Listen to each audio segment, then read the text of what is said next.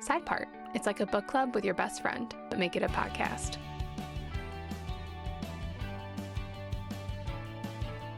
Welcome back to another episode of Side Part. I'm Nikki, your bookish bestie, and today I'm just so excited to dive back into The Road of Bones by Demi Winters. Today we're going to be covering chapters 21 through 45. Please keep in mind I have not read past chapter 45, so any thoughts, any theories, any questions I have are because I'm trying to record and read in real time. So I'm reading up to chapter 45 and then I'm recording this episode. So just keep that in mind. But first, before we dive in, I just want to emphasize that the best way to support this podcast is 1, just subscribing to this channel, 2, hitting that bell to get alerted when there's a new episode, and then lastly, just liking, commenting, engaging with this video in any way.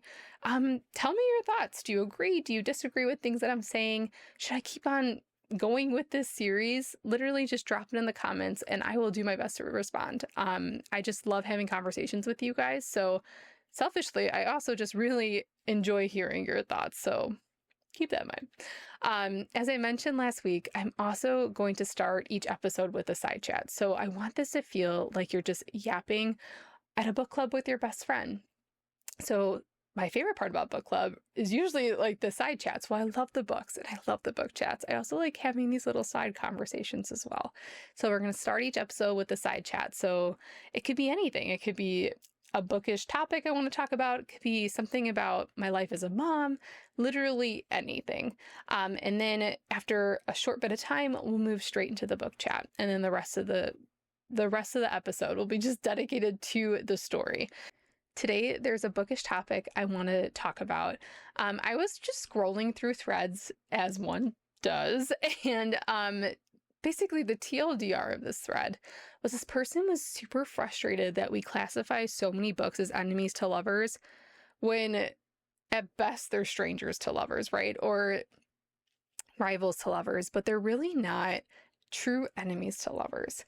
And that got me thinking, like, how I conceptualize just romance tropes and how do I kind of just categorize books that I read. Do I agree with that take? Do I feel like sometimes we're too lenient to give that trope out to a book when we're marketing it? Perhaps. But when I think of like these romance tropes, I kind of think of them on a continuum. So in no way is my list of tropes, first of all, exhaustive. But when I'm thinking about books and kind of where they fall, I kind of have on one end like enemies to lovers, and on the other end is kind of friends to lovers, right? So like to me, those are like complete opposites. And then there's like all these nuances in between. So just a spoiler warning, as I go through my list or my kind of spectrum here, I'm going to talk about books that I think are associated with each trope. So if you're someone that doesn't like to hear tropes that are involved in a book because you're fearful that it will kind of be a spoiler in itself, just keep that in mind. Maybe skip ahead a little bit to the book chat. So like I mentioned, on one end, I have enemies to lovers, and on the other end, I have friends to lovers. So those are, to me, like the two opposite ends. So when I think of enemies to lovers, I think of like a true enemies to lovers. So I would say The Bridge Kingdom. That's like one of the first books that come to mind. Because in my mind, they are true enemies. Like she is literally an assassin sent to kill him. He hates her kingdom. I mean, it's just, in every sense of the word, they are true enemies that are forced into a marriage with each other. And then kind of working up from enemies to lovers, right? So we're moving up towards friends, right? We're moving up the continuum. So one step above enemies to lovers, I would say, is like rivals to lovers. And books that come to mind for this would be like Fourth Wing or Serpent in the Wings of Night, where they're kind of just pitted against each other, but they're not like true enemies, right? There's contention there. There's definitely competition. I mean, they're truly, like in Serpent in the Wings of Night, they're literally competing against each other, right? But I don't know if there's that true like enemies hate. Now, moving one step up from that, I would say is like frenemies to lovers. So we're moving to like the middle, like neutral point of this continuum. So I'm thinking frenemies to lovers would be like a divine rivals, right? I mean, yeah, I guess they're almost rivals in the sense like as coworkers, but they're friendly enough. They take this work assignment. Obviously, I don't want to spoil the book for you, but I would never in any way call them true enemies. Now, I think like a neutral place on this continuum would be like strangers to lovers. And I don't know. I think people are going to truly disagree with me on this take, but I would say like ACOTAR is like a strangers to lovers. And I know he takes her away, and this happens very early on in the book. I don't think I'm spoiling anything. But really, they're like learning a lot about each other. They really don't know as much as they think they do about each other's races. I know he's technically her captive, but he's, I mean, somewhat accommodating, right? And so I would say like that it's more of like a neutral in terms of like where their relationship starts. I know people are going to disagree. I know. But anyway, this is just how my brain functions. Now, kind of moving towards like the friends to lovers end.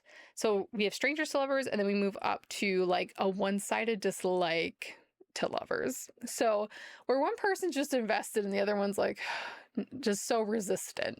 So what's a good book for that? Rhapsodic by Laura Thalassa, where he's just kind of like biding time. He's like, yeah, whatever, yeah, you'll get there, it's fine, and she's just kind of has her walls up, but there's really not like this like hatred. And then in between that and like almost friends to lovers, but not quite, would be like acquaintance to lovers. And what's a good book for this? Funny Story by Emily Henry. I think that book is perfect like description of what acquaintance to lovers is, right? Two people just forced to live together due to circumstances, and they, that's how their love story evolves, just by a situational circumstance. They know each other, but they're really not friends. And then I feel like, complete opposite of enemies to lovers is obviously friends to lovers. And what's a good book for that would be like The Love Hypothesis by like as Allie Hazelwood. And so when I'm thinking about this, where I'm trying to figure out where books fall, I mean, yeah, like I guess not every book falls into true enemies to lovers, but I don't know. I don't know if that's the hill I'm willing to die on. I don't know if it bothers me at all, but anyway, this thread made me reflective of like how I just kind of like organize books in my brain. And so when someone's thinking of a very specific trope or things that they like for me, I'm someone that loves trials in a book. I love when there's trials. I love when the FMC and MMC are competing, either together or separately, or, I mean, honestly, any sort of trials. I just find I really enjoy that. I love Trial of the Sun Queen. I loved Throne of Glass. I mean, that's what I look for in a book. And so I kind of categorize these in my brain, like in like a shelving system. And I just thought it was interesting to kind of talk about like how I think of these things. And you might have thought like, yeah, I mean, you just list a bunch of tropes on a line, and true. But to me, I feel like sometimes though, I do think that we infer books differently. And I think that's one of the beautiful things about literature is you could completely disagree with me. You could be like, oh no, I think ACOTAR is enemies to lovers, and that's okay. But I think it's fun to discuss like the nuances in books and how we interpreted them, how they made us feel, right? Do we feel like they were true enemies? Like what feelings were evoked while reading this book? And I think that's my favorite part about reading in this community, is being able to talk about those nuances and kind of piece them apart, which I think rolls perfectly into talking about the book that we're supposed to talk about today. So again, we're talking about chapters 21 through 45 of The Road of Bones. But first, I need to make an apology, because apparently there is an entire pronunciation guide at the end of this book. So never in my mind did I think the king's warriors were pronounced as Kleitnar. Am I saying that right? Kleitnar, yes. And then HVER starts with a K sound. So that would be pronounced as Kavir.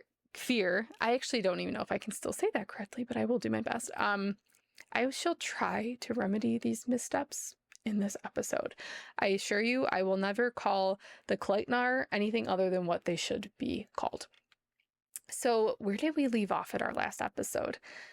Jonas and Silla are returning to camp after having this really tension-filled moment in the forest. Actually, you know what? Rather than go in order about like things that have happened through these chapters, I'm going to try to convince you of all the reasons I think Jonas is wrong for Silla and why I think Ray is just so very bright. I think, I don't know if this is going to be like me building my case for you to ship Silla and Ray. I don't even know if Silla ships her and Ray, but I most certainly do not ship Silla and Jonas, and I'm going to tell you why. So here's my reasons for why I think Silla is just wrong for Jonas. Ray, first of all, Ray literally forbids him from betting Silla, and he's like, oh, it just makes me want her more. I'm like, okay. I mean, everything. Okay, this is a fictional character, Nikki. But everything he does, it just like feels like he's almost like a child where like if he can't have it, it makes him want it all that much more. I don't know if anyone else caught this, but for the majority of these chapters, like Jonas is constantly sighing when he speaks to Silla. Like every response is just like, oh, yeah, whatever. Like it's just like, okay, we get it. You're very exasperated. I literally made a note of this, like, okay, get it. You sigh a lot. Like, pack it in, my friend. Pack it in. He just constantly acts as if Silla is just somebody that needs to be possessed, like to be conquered. And I really can't decide if he likes her or the fact that she's like unobtainable. And even though obviously by the end of these chapters they become a thing, I don't even know what else you would call it, and he seems to be envisioning a future with her, it almost feels like it's because it's a little bit off limits. And we'll get to that, but I really think because it's kind of taboo or shouldn't be happening, it makes him want to do it that much more. Also, his nickname for her is atrocious, Curls.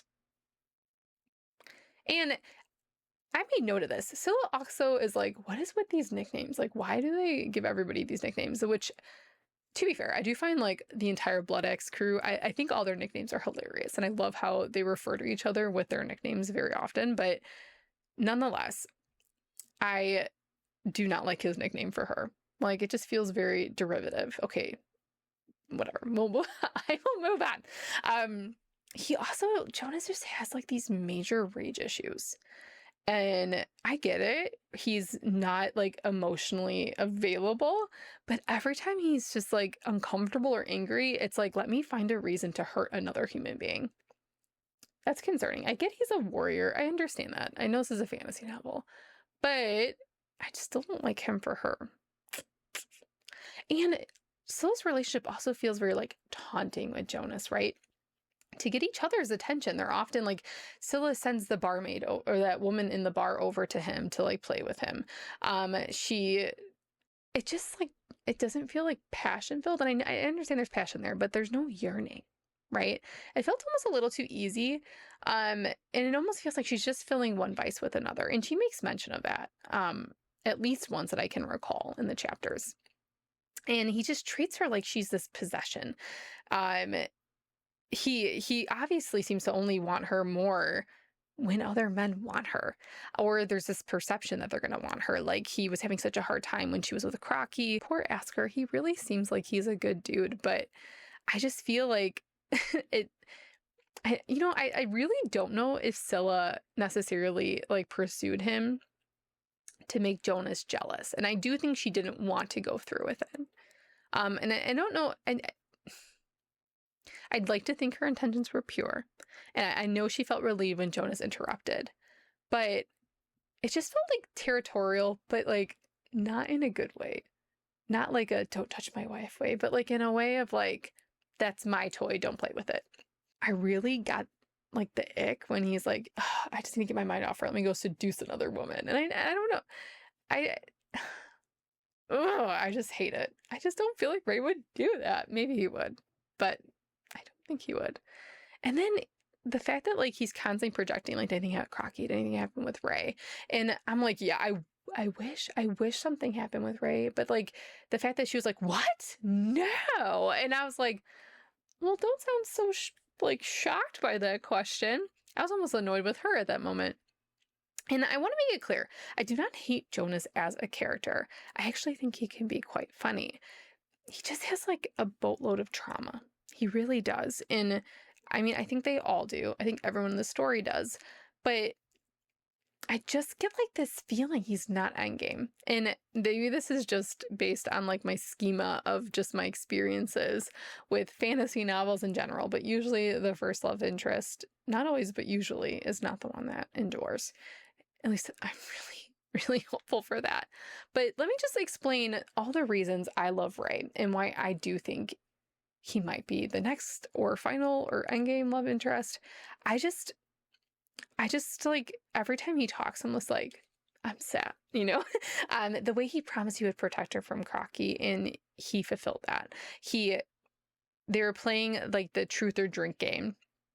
And the way he was just so protective over her, and like multiple times, like, we're done, you don't have to do this, you can stop. And he still allowed Silla to do it and trusted her judgment. But then when he felt like her safety was questioned, he was like, yeah, no, we're done. And then because she felt ill from imbibing too much, he held her hair back and he rubbed her back. This is like a microtrope that every time it like appears, I'm just like, I don't know. It says, one, so much about the character, but then two, it also just like, I instantly just like fall for whatever book boyfriend is doing this. And, you know, Jonas has a nickname, Curls. His nickname is Sunshine. And I'm not a big nickname person, but you cannot tell me that that nickname is not infinitely better than Curls. It says something about her personality, not a physical attribute. I don't know if this is proving that he is good for her, but can we also like have some snaps for the one horse trope being included in this book? And I've actually seen a few things, by the way, this is off track, but where people are like, this is not possible. Like, you can't ride people on a horse. It's really bad for the horse. This is a fantasy book, so this fantasy horse seemed very capable of doing so. And I loved the forced proximity piece. I love that they had a talk. It made me happy that they kind of got away from the group and they had time to connect. Now, we learned some things about Ray, like from this visit with Crocky, and we learned that like he's kind of a mother hen, and that he is really just always looking out for this group and their safety, and he's also always looking out for his horse. And can we also talk about the fact that his horse's name is Horse, and I low-key love that, and it's hilarious. But he genuinely cares for like every person on his crew and animals, and I feel like sometimes Jonas is just a kind of out for himself. And I know he's trying to like get his property back, and he wants to like start a life with him and his brother and kind of restore that honor with his family. But he feels like almost very selfish to me at times. I could be wrong. I don't like, and I don't hate him. I just don't like him for Silla. The biggest piece of why I think Ray is potentially like the main love interest is the fact that like Silla's powers only have shown up so far with Ray. And now obviously it hasn't been fully really like revealed that she is in fact Galder. But when she pushes him after the vampire deer attack, she feels like this tingling in her palms and he just goes flying. And to me, that was like, that's a sign. The fact that it showed up with him in proximity. Two things. Either like they're connected in some way. There's some sort of tether there. Maybe he's called her, because there's also a brief mention of Ray's grandmother also like being moon touched. Now, I don't know if they've really dove into like what the heck that means, but I have a theory that Ray is also a Galder, and I don't know. I have a feeling either they're going to be connected by that, or we haven't gotten like a fated mate, like kind of. There's nothing in the story that's indicated that there are fated mates, but I don't know. I just have this suspicion. And again, it could just be like rooted in like stories that I've read time and time again. But nonetheless, the fact that her powers came out with him in proximity, and this has not happened with Jonas, I think is telling. One of my favorite things that he did was he stole books for her. He's a man after my own heart for this reason alone.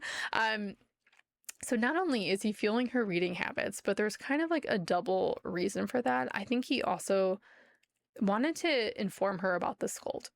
I think he just, for someone who says he just doesn't care about her, he sure does a lot of things to like try to ensure her safety, not only by helping train her, but also to inform her that like her daily habit is in fact very poisonous and very terrible for her. And we also learn about Ray's brother in the process and how he also died from using that stuff, or taking the leaves. I also just like love their banter.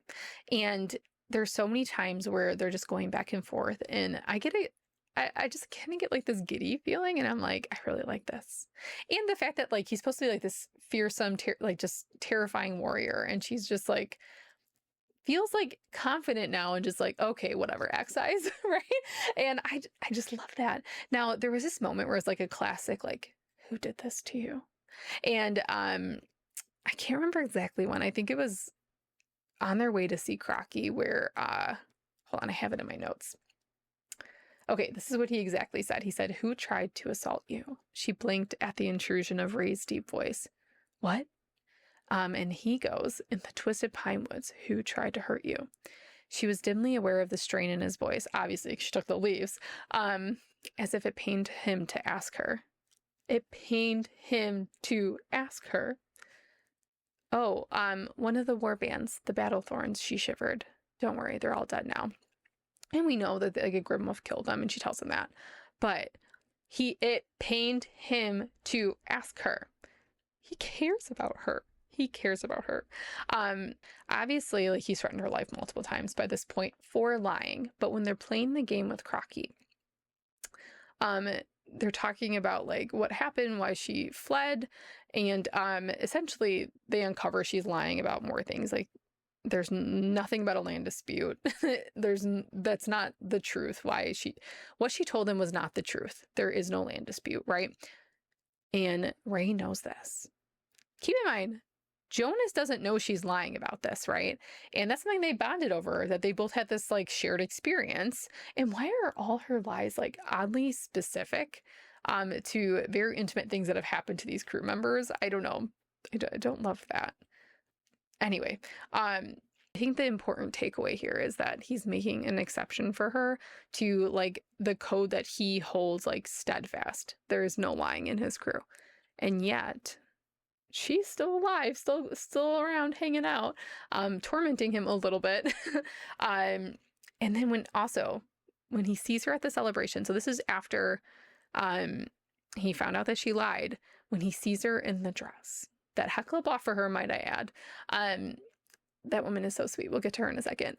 But his nostrils flared. And again, it's like these subtle gestures. And now I do remember like Silla mentioning he looked like he was in pain or like he was disgusted by her. But the hand flex, the twitching of the fingers and flaring of the nostrils, like he has all these sudden movements all the time that just indicate like there's more to this relationship. You know what I mean? And I mean, I would have just given anything for his POV at that moment when she walked in her dress. But yet we have Silla's, and she is just like such an unreliable narrator. Like her perception of things are very much rooted in this very naive place. She's always misinterpreting things, and it really like helps us feel like, wow, she's like so naive, and like it fits her character. And I think that's also why I really appreciate the story being from multiple different points of view. But one thing she does say, and I can't remember the exact chapter, is when he smiles, she just can't look away. And I don't recall her ever saying that about Jonas. So there's that. So if I've not convinced you yet that Ray is a better fit for her than Jonas, I mean, that's fine. You are allowed to think whatever you want to think, but I truly hope that I'm not wrong about this, because I'm going to look very, very foolish. Kind of going back a little bit, the book that Ray brought her that we talked about, where she learns that like the scald is very bad for her, they list the side effects as blockage of source prevents users from priming. Scald is recommended for short-term use only due to the phantom visions and dangerous side effects reported by long-term users. I don't know. I found this a little bit funny because it's like reading like a common just like prescription commercial that we watch. But there's this important thing, priming their powers source, like the source of their powers. And so this kind of made me go back to like what I thought in the first episode, that her dad was giving her this to kind of like nullify her powers to protect her. Now, we also kind of can deduce that this little girl is a vision. But of what, right? So like, here is where I'm at with Silla. I feel incredibly sad for her right now. Her whole world is just like breaking open. She has been deprived of so much, like love, just like when she's at like the festival and she's just like, I've never experienced this type of thing. And she's like, I just want to feel like free and happy. And Asker makes that comment, like, I thought only little girls put flowers in their hair. And she's like, well, I've never done it before. Like, I just wanted to experience it. And I don't know why that like little anecdote just made me feel so sad. She's realizing that her dad had drugged her majority of her life. These just terrible, terrible headaches that she experiences chronically are truly just because he had forced her to take these leaves. And the creepy girl is just something possibly from deep in her subconscious, something that her subconscious is trying to tell her. And everything she's kind of just known to be true was a lie. Now, I do believe her dad was not a bad person. I think he was doing the best he could with the situation at hand. We just don't know anything. And so right now, I feel like my default is to demonize him, right? I think it's also important to mention, so kind of going back to like pleading my case for Ray, he did let her get attacked by a vampire deer twice, I think. I really like him, but I think he has some questionable methods of trying to prepare her. But okay, so there was something really important though happened during that second time where the vampire deer attacked and she was able to defend herself. And she had like this adrenaline pumping through her. And like it was at that moment where she finally decided that she was going to get rid of the leaves and she was going to stop taking them. And who did she ask to help her with that? It wasn't Jonas. It was Ray. It was Ray. She knew that in trusting him, that he would not only hold her to it, he would not give them back, but more so like, I think it also just kind of shows that like there's a superficial relationship with her and Jonas. And I think it's something she needs, but it just very much feels like she's replacing one vice for another with him. And part of me wonders if that's why she was able to give up the leaves, in part because she kind of is feeling that addiction with something else, right? Jonas. There has been mention a couple times of Silla humming, and I don't know if she's aware of the fact that she's humming, and I don't know if this is an important detail, but it's something I've made note of, like, what's with the humming? Why does it keep happening? And I don't feel like we know enough about this right now. I know this could literally be nothing, but like, again, this is just like what my brain gets snagged on at 2 a.m. when I'm like up with the baby. I really feel like I need to talk about Hekla. Poor Hekla. She is like a girl's girl, and she's just such an incredible friend to Silla. Like, just, she forgives her. She bought her a dress, a beautiful dress. Silla just keeps lying to her time and time again. Again, in these chapters, I feel like if there's anything she could have confided her about and finally like just like been honest with her about, it could have been Jonas. She might have been like, that's a terrible choice. You shouldn't do that. But I feel like she could have trusted her. And instead, she chose to lie to her, like, again. So Silla, I do think this is not going to be a good choice. I do think it's going to match her relationship to some level with Hekla. And honestly, I feel like she deserves better. So I have not touched on Skreda. And I mean, she has this interaction, obviously, with Ray and Silla and attacks them. And first of all, love that Ray's first instinct was to protect Silla and tell her to run. He did not have to do that, but he's honorable. And we'll add that into my long list of reasons why I like him. But first of all, I mean, we all know that Skreda is both brutal and resilient. And Silla recognizes her immediately and ultimately ends up protecting Ray by like knocking her unconscious. And then Ray shoves her off a cliff. And we just know this person has a POV. There's no way that like pushing her off a cliff is going to do anything. Like if you're going to try to finish the job, like we know that that's not the way to do it. So of course she rises from the ashes. We get a few of her POVs. And can we just talk about how dark her story is? The fact that she like one turned in her twin sister to the queen for her own self-preservation and then carries her braid in her pocket. That was disconcerting. I don't love that. Also, we know that she knows what Silla is, and we're like, hello, can you tell us? That would be great, because I am just like kind of exhausted with being in the dark. I don't think Silla knows what's going on. I know she knows she's supposed to stay hidden, but like why? I don't know if she knows. And let me just say this. Skreda is a scrappy young lady. But it's very obvious the queen is losing faith in her. And also though, like, why is she doing this like by herself? Shouldn't she have like a crew of some sort? I know she does not like the Kleitnar, and she gets very offended when the queen kind of undermines her a little bit with that.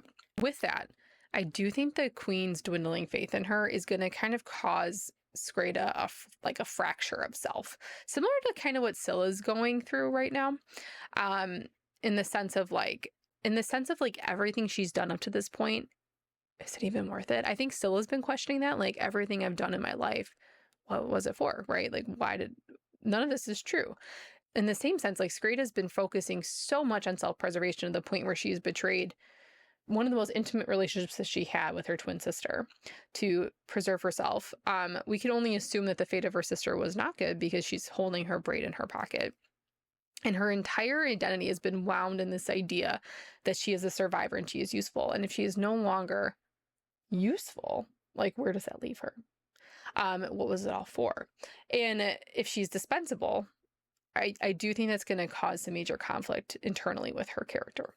There's also some random notes that I made that really don't fit anywhere else in this episode, but I think you would like to hear them. So the first one is, I love the term hearth fire thoughts.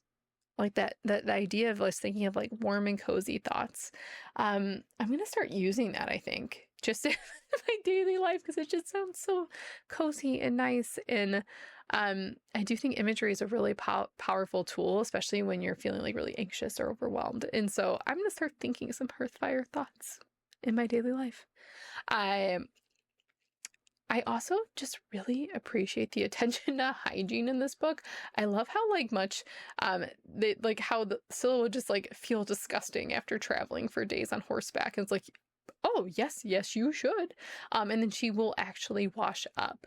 And I just appreciate that so much, because there's sometimes I'm reading a book and certain activities are happening and I'm like scratching my head like, I don't know the last time they bathe. That's disgusting. And so I don't know. I appreciate reference to hygiene in a fantasy novel. I really do. So good on you, Demi Winters. And then also I feel like the Slatari, like the murderer, has mentioned a lot, but like we really have no clue how it's connected yet. And I feel like I'm not doing the story justice by covering everything, but I feel like I need to just say that name because it's mentioned frequently enough.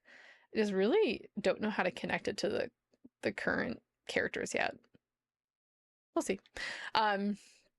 So where are we leaving off with these chapters? Well, first, obviously Silla is really struggling with her choices to withdraw from the Skull Leaves. She's obviously currently has a thing going with Jonas. But I'm like really eagerly waiting for Ray to figure this out, to learn about it, and I want to see what his reaction is, because I think that's going to be very telling.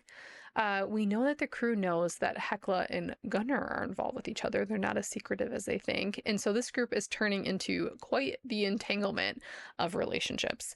And then Scylla has convinced Ray to take her to Copa. She learned his real name from Crocky.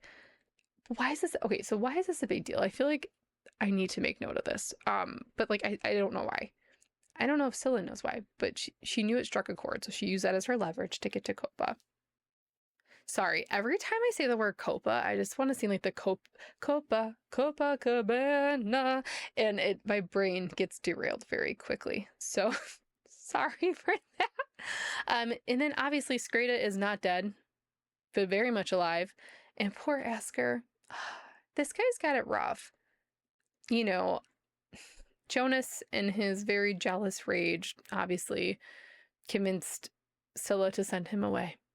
Thankfully without bloodshed, but he's dejected, he's alone, and Skreda just uses that to get the information she needs. So now she knows Scylla's final destination, which is not ideal. So I was also wrong about Skreda hunting the Blood X crew in the beginning of the story. I don't think that was relevant, and I don't think that was I think that was a leap, if you will. But it's very clear she has heard of them, but she's really not quite familiar with them. So that is all I have for now. I cannot wait to finish the Road of Bones with you next week. Before you leave, don't forget to first subscribe to this channel if you haven't done so already. Hit that bell to make sure you get alerted when there's a new episode. And most importantly, leave a comment, like this episode, any engagement you could offer. I'm just so eternally grateful. And then please tell me if I should read book 2 in May. I can't wait to chat with you all in the comments. I hope you have a wonderful day. Thanks so much for hanging out with me.